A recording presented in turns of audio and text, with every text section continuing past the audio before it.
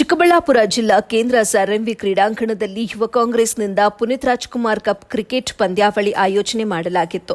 ಪಂದ್ಯಾವಳಿಯಲ್ಲಿ ಯುವ ಕಾಂಗ್ರೆಸ್ ಅಧ್ಯಕ್ಷ ನಲಪಾಡ್ ಭಾಗಿಯಾಗಿದ್ದು ಮಾತನಾಡಿದ ಅವರು, ಕಳೆದ 2023ರ ವಿಧಾನಸಭಾ ಚುನಾವಣೆಯಲ್ಲಿ ಕರ್ನಾಟಕದಲ್ಲಿ ಕಾಂಗ್ರೆಸ್ ಪಕ್ಷವನ್ನು ಅಧಿಕಾರಕ್ಕೆ ತಂದಂತೆ ಈ ಬಾರಿ ನಡೆಯಲಿರುವಂತಹ ಲೋಕಸಭಾ ಚುನಾವಣೆಯಲ್ಲೂ ಕಾಂಗ್ರೆಸ್ ಪಕ್ಷಕ್ಕೆ ಅತಿ ಹೆಚ್ಚು ಮತ ನೀಡಿ ಲೋಕಸಭಾ ಸದಸ್ಯರನ್ನ ಆಯ್ಕೆ ಮಾಡಿ ಚಿಕ್ಕಬಳ್ಳಾಪುರದಲ್ಲಿ ಪಕ್ಷ ಯಾರಿಗೆ ಟಿಕೆಟ್ ಕೊಡುತ್ತೋ ಅವರನ್ನ ಗೆಲ್ಲಿಸೋದು ಯುವ ಕಾಂಗ್ರೆಸ್ ಕಾರ್ಯಕರ್ತರ ಕರ್ತವ್ಯವಾಗಿದೆ. ಹಾಗೆಯೇ ರಾಜ್ಯ ಯುವ ಕಾಂಗ್ರೆಸ್ ಅಧ್ಯಕ್ಷ ನಲಪಾಡಿ ಕುರಿತಂತೆ ಕರೆ ನೀಡಿದ್ರು.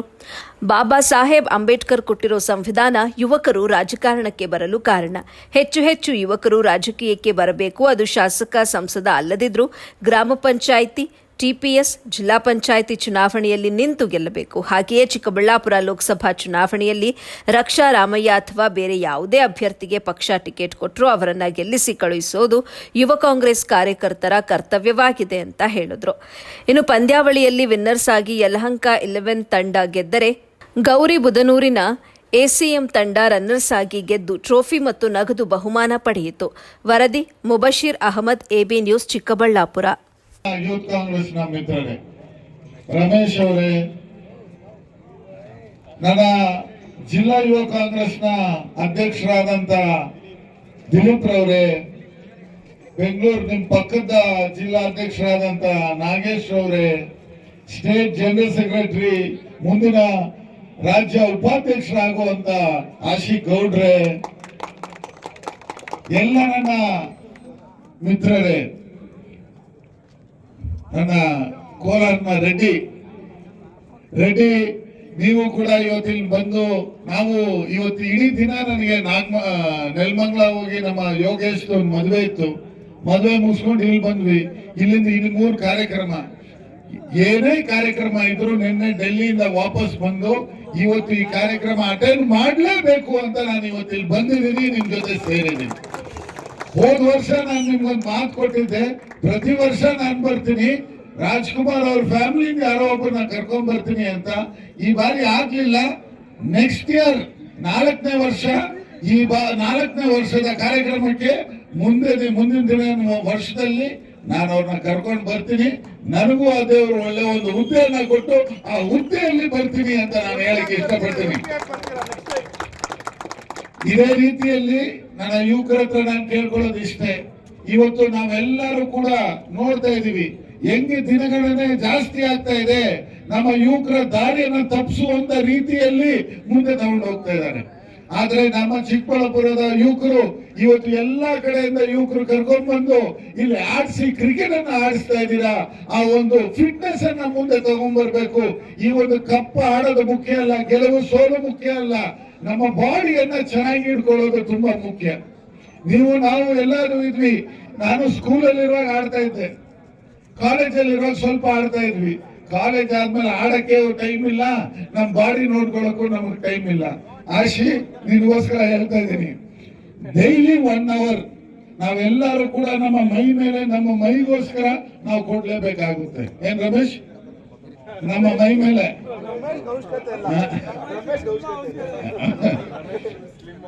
ಪ್ರತಿಯೊಬ್ರು, ನೀವೆಲ್ಲ ರಾಜಕಾರಣದಲ್ಲೇ ಇರೋರು, ರಾಜಕಾರಣಿಗೂ ಸಿನಿಮಾ ಆರ್ಟಿಸ್ಟ್ಗೂ ಜಾಸ್ತಿ ವ್ಯತ್ಯಾಸ ಇಲ್ಲ.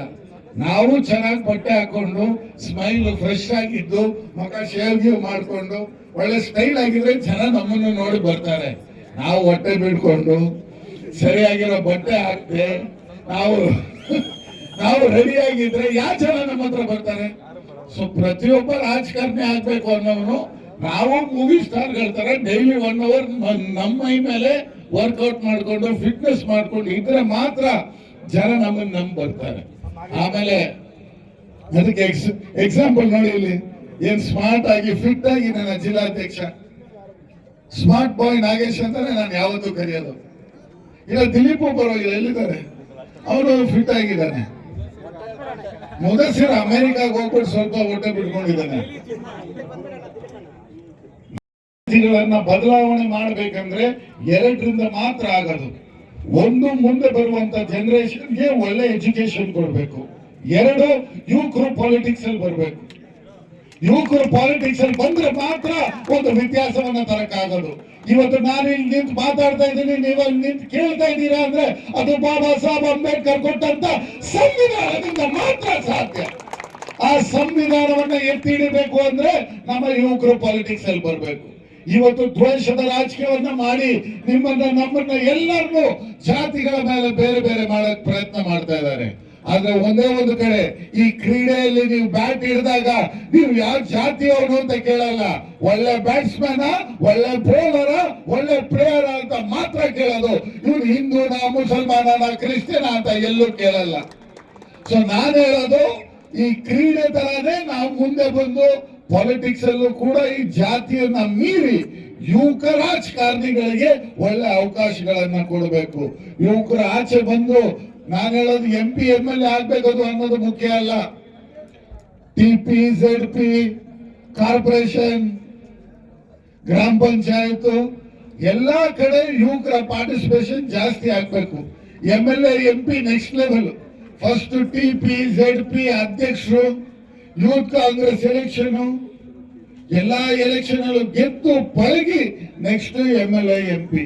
ನಿಮ್ಮ ಭಾಗದಲ್ಲಿ ಒಳ್ಳೆ ಒಂದು ಎಂತ 3 ಬಾರಿ MLA ಆಗಿದ್ದವರು, ಮಂತ್ರಿಯಾಗಿ ಆಳಿದವ್ರನ್ನ ಕೇವಲ ಒಂದು ಸಾಮಾನ್ಯ ಯುವಕರನ್ನ ಇಟ್ಟು ನೀವು ಸೋಲಿಸಿರೋರು.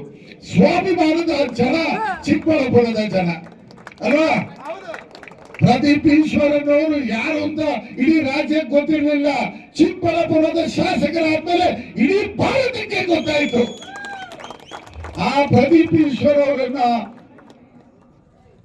ಜನ್ಮ ಕೊಟ್ಟಿರುವಂತ ಭೂಮಿ ಈ ಚಿಕ್ಕಬಳ್ಳಾಪುರ. ಈ ಚಿಕ್ಕಬಳ್ಳಾಪುರದಲ್ಲಿ ನಾನ್ ಕೇಳ್ಕೊಳ್ಳೋದು ಇಷ್ಟೇ, ಒಳ್ಳೆ ಯುವಕರಿಗೆ ಅವಕಾಶವನ್ನ ಮಾಡಿಕೊಡಿ, ಯುವಕರು ಮುಂದೆ ಬರಲಿ, ಯುವಕರನ್ನ ಬೆಳೆಸಬೇಕು ಅಂತ ಈ ಚಿಕ್ಕಬಳ್ಳಾಪುರ ಜನತೆಯಲ್ಲಿ ನಾನು ಕೇಳ್ತಾ ನನ್ನ ಮಾತನ್ನು ಮುಗಿಸ್ತೀನಿ. ಜೈ ಹಿಂದ್. ನನ್ನ ಮಿತ್ರರಾದಂತ ರಕ್ಷಾ ರಾಮಯ್ಯ ಅವರು ಕೂಡ ಇವತ್ತು ಇಲ್ಲಿ ಬರ್ಬೇಕಿತ್ತು, ಅವ್ರು ಬರಕ್ ಆಗಿಲ್ಲ. ಆದ್ರೆ ಅವ್ರಿಗೆ ಆ ದೇವರು ಆಯುಷು, ಆರೋಗ್ಯ, ಶಕ್ತಿ ಎಲ್ಲವನ್ನು ಕೊಟ್ಟು ಅವರನ್ನು ಒಳ್ಳೆ ಒಂದು ಸ್ಥಾನಕ್ಕೆ ತಗೊಂಡು ಹೋಗ್ಲಿ ಅಂತ ಆ ದೇವರಲ್ಲಿ ನಾನು ಕೇಳ್ಕೊಳ್ತೀನಿ.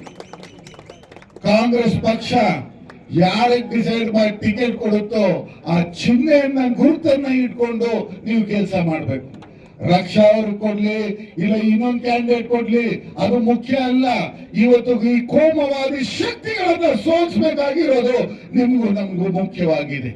ನರೇಂದ್ರ ಮೋದಿ ಅವರು ಶಾ ಅವ್ರನ್ನ ಸೋಲಿಸಬೇಕಾಗಿರೋದು ನಮ್ಮ ಜವಾಬ್ದಾರಿಯಾಗಿದೆ. ಇವತ್ತು ಒಬ್ಬ ವ್ಯಕ್ತಿಯನ್ನ ಸಾಮಾನ್ಯವಾಗಿ ಮಾತಾಡೋಕೆ ಕಷ್ಟ ಕೊಡುವಂತ ಡೆಲ್ಲಿಯ ಮುಖ್ಯಮಂತ್ರಿಗಳಿಗೆ 8 ED ನೋಟಿಸ್ ಕೊಟ್ಟು ಇವಾಗ ಅರೆಸ್ಟ್ ಮಾಡಿಕೊಂಡಿದ್ದಾರೆ. ಜಾರ್ಖಂಡ್ ಮುಖ್ಯಮಂತ್ರಿನ ಅರೆಸ್ಟ್ ಮಾಡಿ ಜೈಲಲ್ಲಿ ಹಾಕಿದ್ದಾರೆ. ಈ ಪ್ರಜಾಪ್ರಭುತ್ವವನ್ನ ಕಗ್ಗೊಲೆ ಮಾಡ್ತಾ ಇರುವಂತ ಈ ಮೋದಿ ಶಾ ಜೋಡಿಯನ್ನ ನಾವು ಹೊಡಿಬೇಕಂದ್ರೆ ಈ ಕಾಂಗ್ರೆಸ್ ನ ಚಿಹ್ನೆಯನ್ನ ನೀವು 2023ರಲ್ಲಿ ಕಾಂಗ್ರೆಸ್ ಅನ್ನ ಹೆಂಗೆ ಕರ್ನಾಟಕದಲ್ಲಿ ಅಧಿಕಾರಕ್ಕೆ ತಂದ್ರು ಅದೇ ರೀತಿ ಡೆಲ್ಲಿಯಲ್ಲೂ ಕೂಡ ತರಬೇಕಾಗಿದೆ. ಆವಾಗ ಮಾತ್ರ ನಿಮ್ಮ ಪರವಾದಂತ ಒಂದು ಧ್ವನಿಯನ್ನು ಎತ್ತಕ್ಕಾಗದು. ಜೈ ಹಿಂದ್, ಜೈ ಕರ್ನಾಟಕ, ಜೈ ಯೂತ್ ಕಾಂಗ್ರೆಸ್.